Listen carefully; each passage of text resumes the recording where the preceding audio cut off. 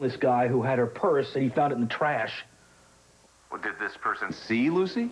Well, yeah, he did. He said she was begging for cab fare. Begging? Yeah, I know it's ridiculous. And the police, they haven't got anything yet either. I'm telling you, something's wrong. Something is really wrong here. I think Lucy's in some kind of trouble. Yeah, I'm beginning to feel the same way. Martinez, 5426. Dr. Rosa Martinez, 5426. Hey. Hey. Ooh, you look white as a sheet. You feeling all right? Yeah, I'm fine. I'm fine. I was just thinking about that diagnosis you made last night. It was something that hadn't occurred to me. Oh, you mean that chart you gave me? Yeah, whoever that patient was, she presented a classic set of symptoms. She should probably have a blood test to see if she really is pregnant. Yes, I think you're right. That sounds like the way to go. Well, you two look deep in discussion. Difficult case? Dr. Suzanne Ebner, cardiologist. Hey, those Mardi Gras beads were for decorating your room, not you. Well, I'm putting these on to celebrate my imminent departure. Not back to New Orleans, I hope. You know, Sebastian, and your medical condition. Ellen, how many times have I told you about that pessimistic outlook of yours? It's called reality. Well, I don't want to hear from those reality folks. I'm ready to leave this place far behind. You are not leaving the hospital. You just had open heart surgery. I may not have long for this world. And however much time I have left, it won't be spent in an institution. Well, your care is non-negotiable. Well, everything under the sun is subject to negotiations.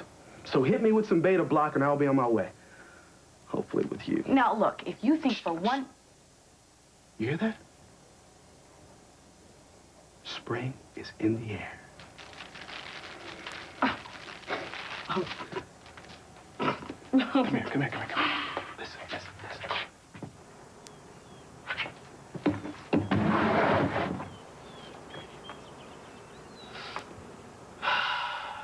Smell that? Birds are flying. Blue skies are smiling. Bees are buzzing. Flowers are blooming. Now, are you going to deny me of that? I don't seem capable of denying you anything. And doesn't it feel good? Hey, world! I'm coming back. You with me? I'm with you. And Ellen's with me.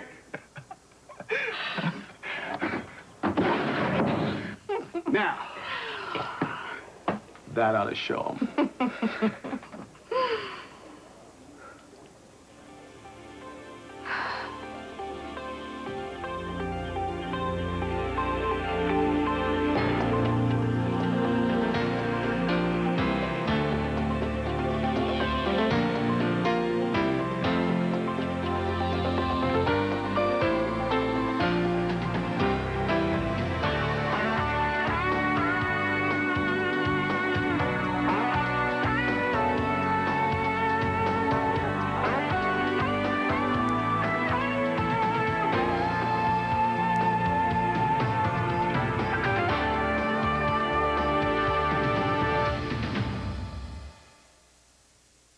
Whatever you two were talking about, it seems serious.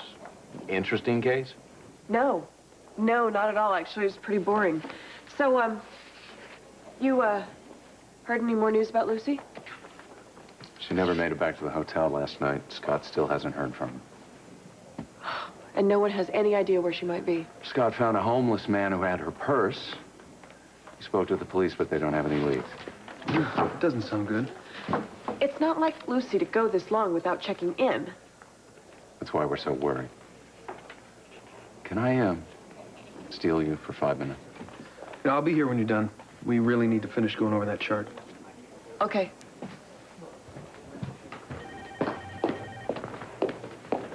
Do you remember that discussion we had not too long ago about my rushing to Lucy's aid?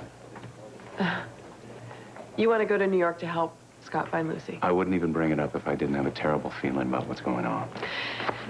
Kevin, that discussion was eons ago.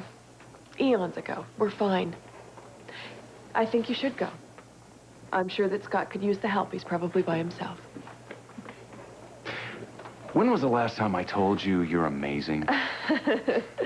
Well, I'm not joining the Lucy Co fan club anytime soon. Believe me, I'm not. However, I do not wish to see her come to any harm, and I'm sure she's probably in trouble, so. You know, actually, if I was off duty, I'd be going with you myself. I'll call you before I leave. Miss me? I do already. And good luck with that case that you're working on with Chris.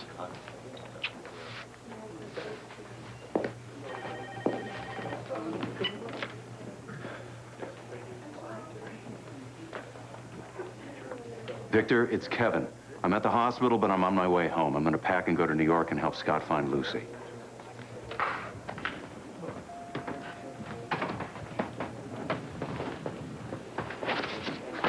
Okay, let's hear it. I'm sorry, are you going to explain yourself, or do I need subtitles for this Come on. conversation? Mind you can't fool your martini buddy. What's got you so jumpy? Dr. Lambert to room 625. Dr. Eve Lambert to room 625. That's Sebastian Dupree. I've got to go. Find me later. You can count on it. Dr. Diane Schatz, psychiatric. Dr. Diane Schatz. Hey, Matt. So are you tired yet of hearing all the kudos for saving Sebastian's life? I haven't been listening.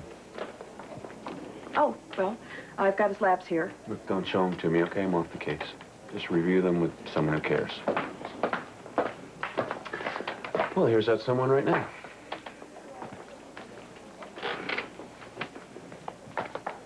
Wow. Matt's in a mood. Are those Sebastian's labs?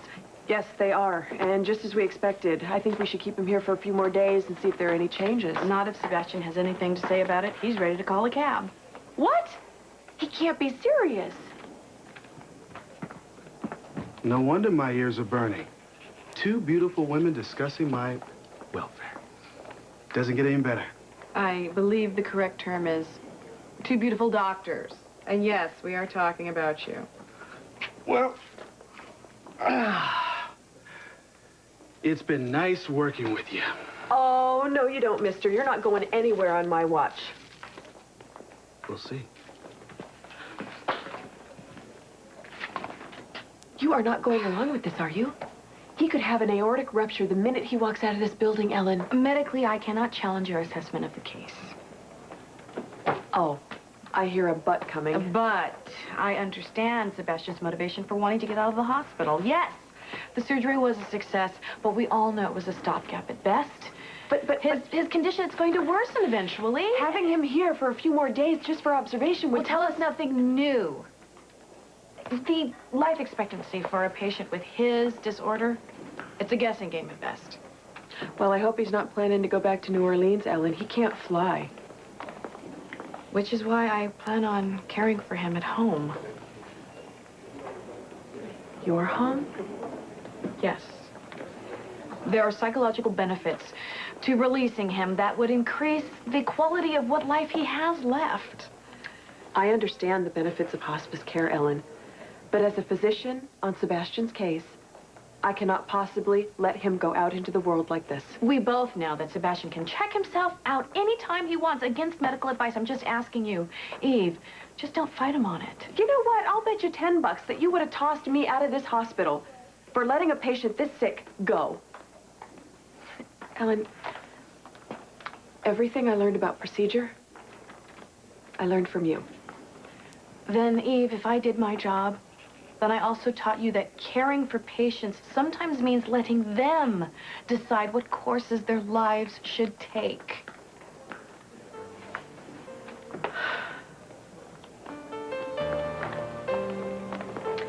You taught me well, Ellen. I won't try and stop him. Listen, if you hear anything from Lucy at all, call me here at the hotel, all right? Great. Yeah, thanks. Bye.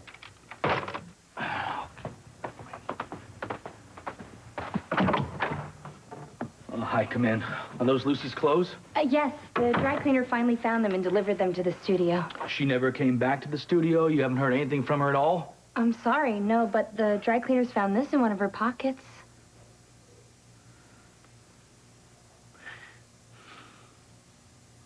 Let me ask you something. While she was at the studio, you can't remember anything at all. Did she have any visitors? Yeah, a friend of hers stopped by to see her.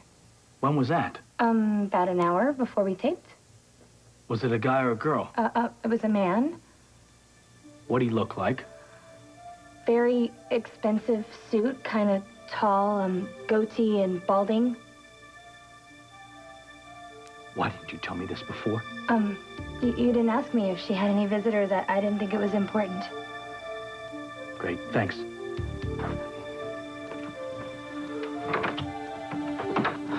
Bordiso.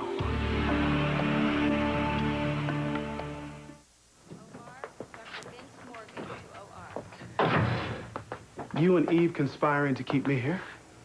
I have conferred with Dr. Lambert, and I'm ready to make you an offer. Well, as long as it doesn't have me in a hospital gown.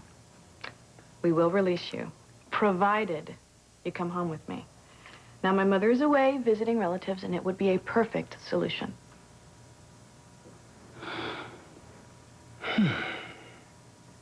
I came to Port Charles looking for the love of my life, not a nurse.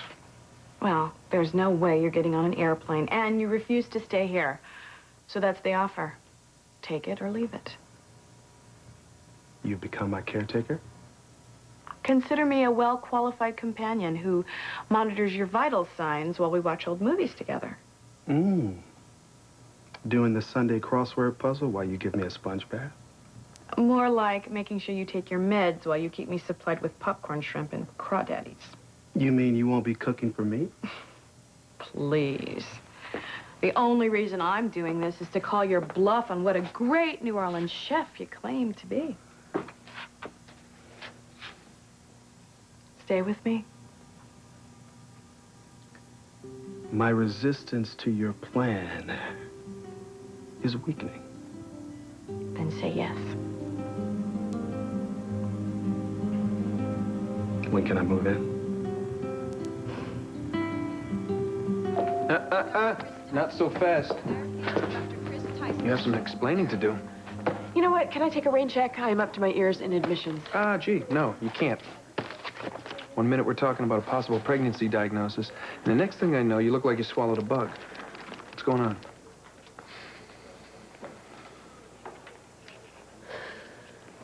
Come here.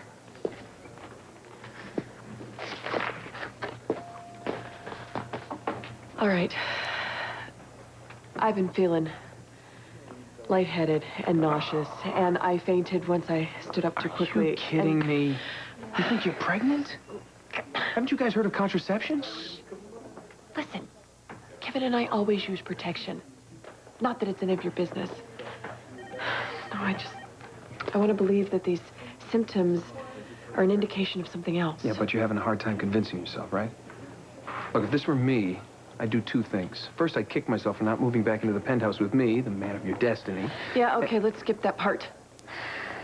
What's the second thing you'd do? Take advantage of an occupational perk.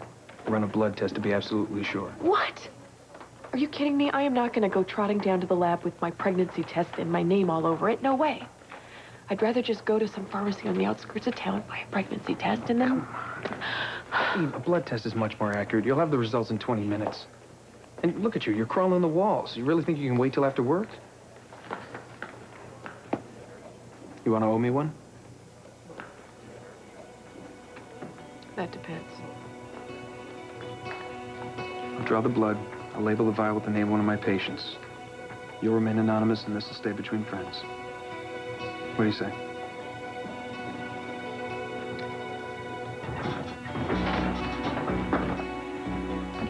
I took the liberty of calling the airport shuttle. Don't worry about tickets. I cashed in some of my frequent flyer miles for both of us. Both of us? Of course. You don't know me. I've got more than enough miles to fly around the world several times over. I take it you're coming along to help me find Lucy. Well, I've got a couple of gadgets that might come in handy. Now, I know you like to make fun of my gizmos, but this watch also happens to be a camera. Perfect for close surveillance photo. Smile. And this pen, telescope. 10 power, I believe. And as for the umbrella... Don't tell me. Poison tip? It's very sharp, Monk. How about the hat? Satellite dish? No, sometimes a cigar is just a cigar. Well, to be honest, I think we could use the help. Scott actually sounded glad when I told him I was coming, which means he's really worried about Lucy. Frankly, so am I. Me too. Let's go find her. I've already called my contacts in New York. Some sons go to ball games with their fathers. I solve crimes and go on rescue missions. I'd love to see a couple of ball games this season.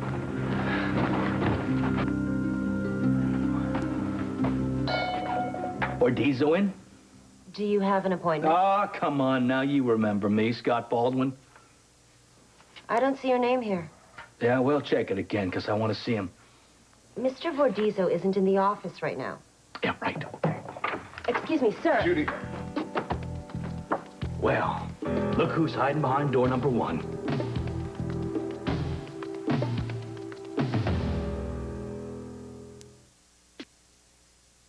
Where is she? Should I call security? No, I can handle this, Judy. You take a break. And you keep your hands to yourself. I'll have you thrown out. Now, who exactly are you looking for? You know who I'm looking for, Lucy. I haven't seen Miss Coe since I ran into her at the television station before her ill-advised interview. You know, every time you slither out from under your rock, something happens. Now, Lucy's missing, and I want to know where she is. I don't know. If you've lost Ms. Coe in the big city, perhaps he doesn't want to be found. Or perhaps maybe you're lying through your teeth. Yesterday, your secretary says you're out of the country, but here you are. Oh, damn! I didn't realize I had to clear my travel plans with you. Well, it seems like you're keeping tabs on me. You sent your boys over there to have me mugged in the street and steal back the evidence I had on you, huh? Go home, Mr. Baldwin. Now, look, if I don't find her soon, I'm gonna come back here and I'm gonna rip that goatee right off your face. Got it?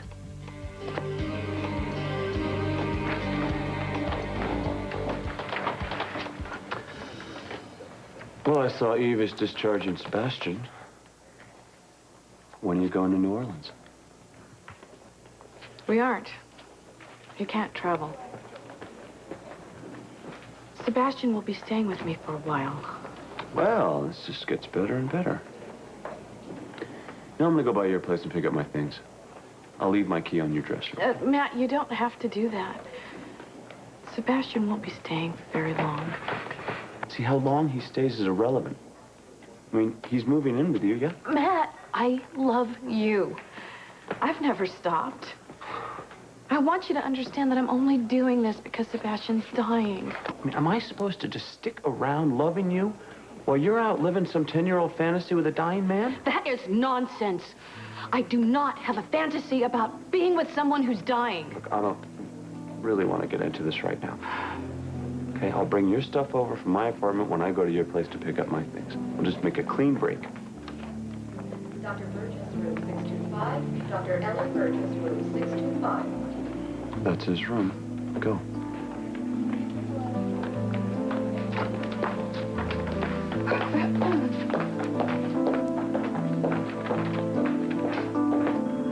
That's my flight. I just wanted to call before we took off. We?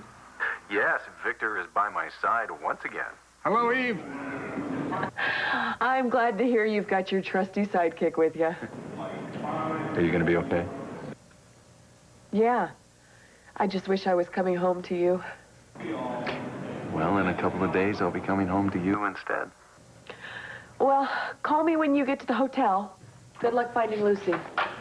Bye. Good luck finding Lucy. Well. Dr. Collins off to save Lucy again, huh? Why shouldn't he go? They're friends. Oh, aren't we in a generous mood today? I'll tell you, I don't recall Lucy ever making your life a extra special happy place. Maybe if you're lucky, she'll stay lost. You don't have to say that for my benefit. Ow. I really do hope that Lucy is okay. Well, I've heard that they say motherhood changes a person, but I've never believed it until now. Don't even joke about that, please. Give me. Here you go. Hold that on there. Thank you. You're all set there, Mrs. Turtlebaum. Turtlebaum? Yeah. Well, I'd write, Mrs. Lord, don't let me be pregnant, but it wouldn't fit on the label. Come on. Are you going to take that to the lab yourself? No need. Here comes a clueless accomplice. Excuse me, are you heading to the lab? Do you need something? Yeah. Take this down. It's a pregnancy test. I need the results as soon as possible. You got it. Thanks. Well, there goes your future.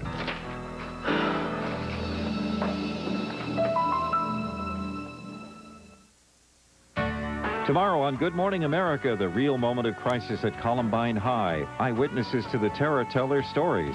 Charles Gibson and Antonio Mora live in Littleton, Colorado. That's tomorrow on Good Morning America.